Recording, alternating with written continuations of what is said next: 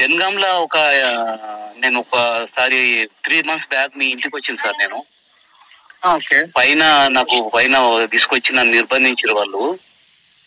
ఏంటిది సార్? నేను పైన ఒక పోర్షన్ లో నేనున్నా కదా, నేను నా భార్య తీసుకొని వచ్చాను కదా అప్పుడు 3 నెలల బ్యాక్. అయితే నన్ను కిడ్నాప్ చేసి తీసుకొచ్చారు వాళ్ళు. అసలు యాక్చువల్ గా ఎవరు? వేరే గ్రూప్ ఒకటి ఉంది. నా పేరా ఎక్కడ చెప్తున్నారు మీరు? సార్ ఇప్పుడు జనగామే కదా మీది, హౌస్ ఓనర్ కదా? జనగామే, కానీ మా ఇంట్లో ఎవరు రాలేదు. మీరు ఎవరు రాలేదు, నేనే వచ్చినా కదా. దేనికి వచ్చారు? మీ ఇంట్లోకి వచ్చిన నైట్ ఉన్నా, నాది 3-4 రోజులు ఉన్న పైన పోర్షన్ లో ఉన్నా. వినండి సార్, వినండి. అది పోలీస్ కేసు అయింది. మీ దగ్గరకు వస్తారు పోలీసు వాళ్ళు. దాని ఎవిడెన్స్ పెట్టిన ఫోటో. వినండి సార్, మొత్తము అది పోలీస్ కేసు అయింది. మీ దగ్గర పోలీసు వాళ్ళు వస్తారు, ఫోటోలతో సహా ఆధారాలతో ఉన్నాయి. నేను అక్కడ ఉన్నా. అయితే మీకేమి ఇబ్బంది లేదు. దానికి ఏమన్నా ఉంటే ఎవరు లేరు. నాకు తెలుసు కదా, మా కొత్త ఇల్లే సార్. పైన వెనక పోర్షన్ ఉన్నదా? పైన వెనక పోర్షన్? అవును. మార్చి 16 నుంచి సార్. భార్యాభర్తలు మేము ఇద్దరమే ఉన్నాం పైన. మీకు వచ్చిన ఇబ్బంది ఏం లేదు సార్, మీరు భయపడకండి. మీకు వచ్చిన ఇబ్బంది ఏముంది?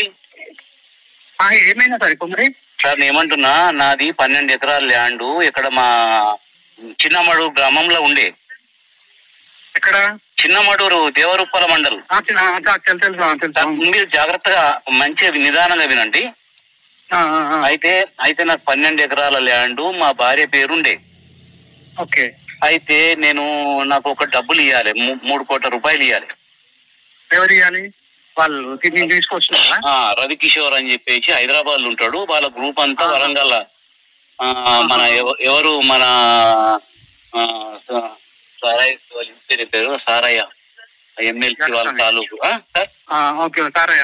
సారయ్య గారు ఉన్నారు కదా ఎమ్మెల్సీ. వాళ్ళ తమ్ముడు కుమారస్వామి ఉండు కదా, వాళ్ళ తాలూకు అనమాట ఈ రవికిషోర్ అంటే. వాళ్ళ అల్లుడే. అయితే నేనేం చేసిన అంటే ధర్మపురి క్షేత్రానికి నేను దర్శనం కోసం పోయినా. ధర్మపురి నన్ను అక్కడ పట్టుకుర్రు. నన్ను పట్టుకొచ్చి ఏం చేశారంటే మీ ఇంటికి తీసుకొచ్చారు. రాత్రి వచ్చిన చూడు. మీరు ఎంత గుర్తు అంటే మీరు ఉన్నారో లేరో. మీరు అంటే బయటికి వెళ్ళలేదు, మేమంతా పట్టుకుని చూడలేదు. కానీ అయితే మీకు ఏం చెప్పారో ఏం సంగతో కానీ నన్ను తీసుకొచ్చి వాళ్ళు ఉంచారు. అలా ఉంచి ఏం చేసారు అంటే అది నాకు రౌడీ మ్యూకని తీసుకొని వచ్చారు నా దగ్గరికి. వచ్చి పట్టుకొచ్చి మీ ఇంట్లో ఉంచారు నన్ను. అయితే రిజిస్ట్రేషన్ నాకు చేయమని చెప్పేసి ప్రెషర్, లేకపోతే చంపేస్తామని చెప్పి బెదిరించారు. అయితే చంపేస్తామని బెదిరిస్తే నేనేం చేసిన అంటే ఎందుకు వచ్చిన డబ్బుల గొడవ, నాకు వచ్చినా సరే రాకున్నా సరే చచ్చిపోతే వచ్చింది అని చెప్పేసి 4 రోజులు మీ ఇంట్లో ఉండి దాన్ని ఆధార్ కార్డు అది నా ఫోన్ నంబర్ ఏదైతే ఆధార్ లింక్ ఉందో మా భార్య పేరు మీద ఉన్నది, అది నా దగ్గర లేకుండే. ఆ ఫోన్ నంబరు లేకపోతే ఒక రోజు వెయిట్ చేసి ఆధార్ సెంటర్ పోయి నంబర్ మార్పించుకున్నాం. నా దగ్గర ఏది ఉందో ఆ నంబర్ కు. ఆ రకంగా ఉండి 4వ రోజు ఏం చేసినామంటే రిజిస్ట్రేషన్ వాళ్ళకి పోయి చేసినాం. దేవరూపల వాళ్ళకి చేసేసిన తర్వాత మమ్మల్ని వదిలిపెట్టారు.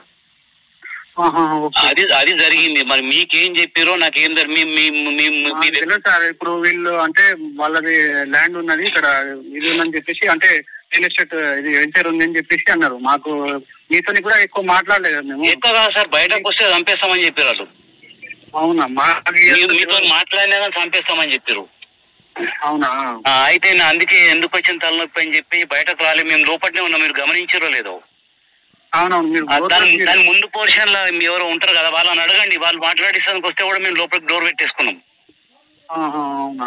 అయితే అట్లా భయభ్రాంతులకు గురి చేసి మీరు మిమ్మల్ని వదిలేసి మీరు బయటకు వెళ్ళిపోతే అప్పుడు మీరు ఫ్రీగానే ఉన్నారు కదా, వాళ్ళు అక్కడ లేరు కదా సార్. అంతా మీకు 3 అంచెల కస్టడీ పెట్టినాము, బయటకు పోతే చంపేస్తామని చెప్పారు. ఎక్కడ పోతాం సార్? వెళ్ళిపోతాం. ఎక్కడ పోతాం? తప్పి ఇప్పుడు పరిగెత్తుకొని పోయేది కాదు. మేము చిన్న ఏజ్ కాదు నాది, పరిగెత్తుకొని పోయేది కాదు. మళ్ళా ఇంకోటి ఏంటంటే ఏ మాత్రం మీరు బయటకు వస్తే మాత్రం చంపేస్తామని చెప్పారు.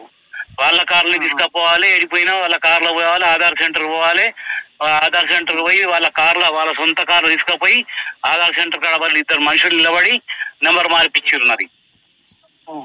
లేకపోతే స్లాట్ బుక్ కాదు కదా. స్లాట్ బుక్ చేపించుకున్న తర్వాత తెల్లారి మళ్ళా దేవరపల్లి తీసుకుపోయి నన్ను నా భార్యను తీసుకుపోయి రిజిస్ట్రేషన్ చేయించేసుకో. అయితే అంత స్టోరీ జరిగింది కాబట్టి మీకేం తెలియదు, మీ నాలెడ్జ్ లేదు, మీరు కంగారు పడకండి. పోలీసు వాళ్ళు వస్తే మాత్రం ఉన్నట్టు చెప్పండి. మీకేం చెప్పారో అదే. ఈ రోజు వస్తారా? నేను పోలీస్ స్టేషన్ లో కంప్లైంట్ చేస్తున్నా. అయితే మీరేం ఇబ్బంది పడకండి అని చెప్తున్నా. మీకేం అపాయం లేదు, మీకేం ఇబ్బంది లేదు. మీకేం చెప్పారు సార్ అసలు యాక్చువల్ గా మీకు?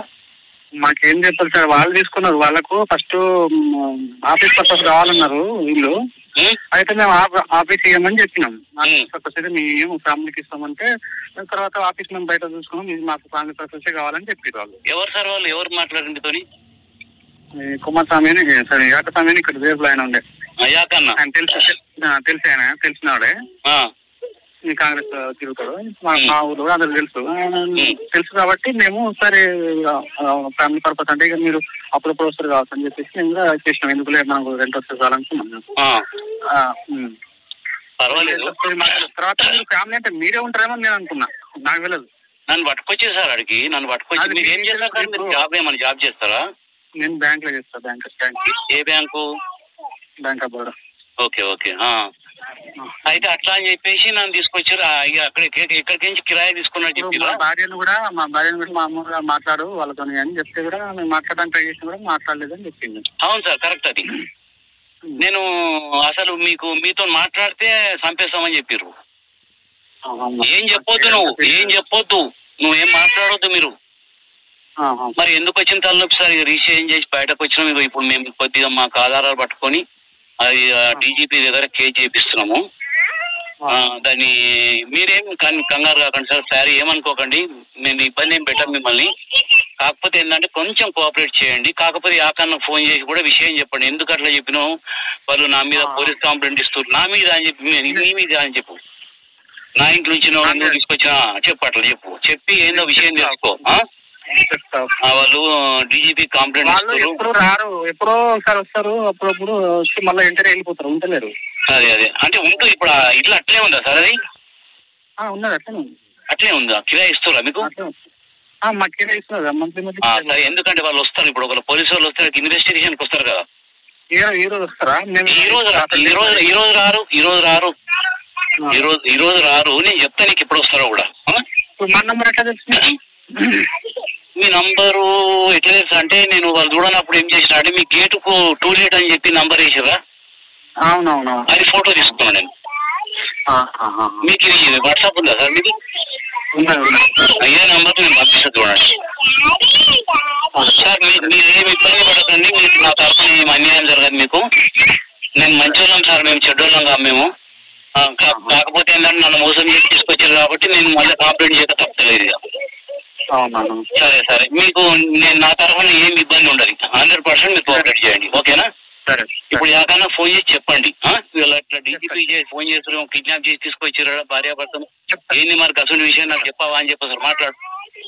సరే మాట్లాడి నాకు ఏ సంగతి చెప్పండి సార్ కొంచెము.